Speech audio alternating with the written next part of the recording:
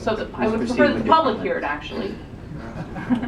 I'm sorry? I would prefer that the public hear the response.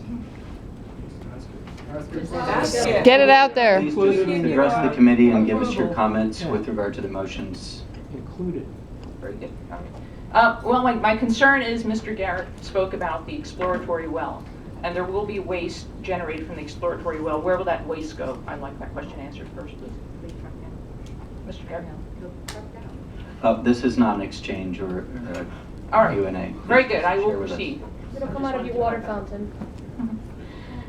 All right.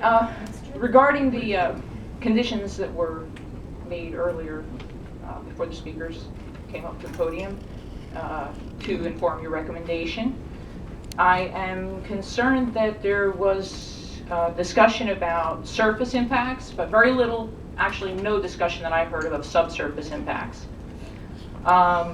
And we know that there will be significant subsurface impacts, more so than in a traditional vertical well. And that should be the focus of our concern right here.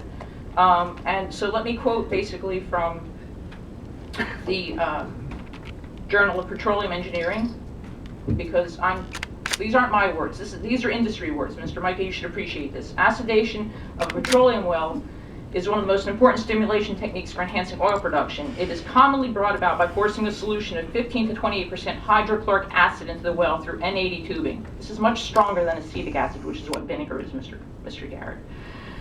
To open up nearboard channels in the formation and hence to increase the flow of oil. To reduce the aggressive attack of the acid on tubing and casing materials, N80 steel, inhibitors are added to the acid solution during the acidifying process. However, these inhibitors are effective only at high concentrations, and they are harmful to the environment due to their toxicity.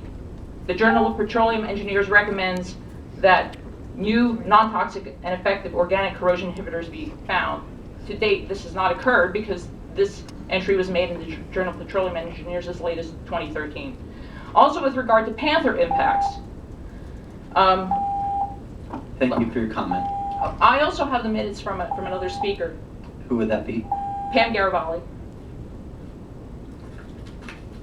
Please continue for 1 minute. Thank you, sir.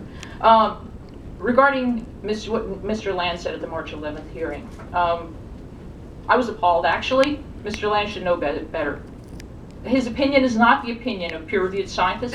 His opinion is not the opinion of the U.S. Fish and Wildlife Service, which is the federal agency in charge of the recovery program for this critically endangered apex predator. Okay, this is one of the most delicate species on the planet for recovery.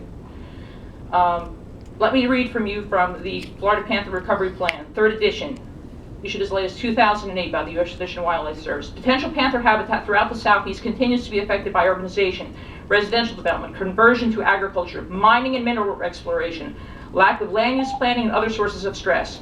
With human population growth and increased human disturbance, the extent and potentially suitable habitat remaining in the Southeast is expected to decrease. Habitat loss, fragmentation, degradation, and disturbance from human activity throughout the Southeast are expected to remain among the greatest threats to introduced panther population. Thank you very much. Noise, light, all these things that affect us affect the most sensitive predator on the planet, sir.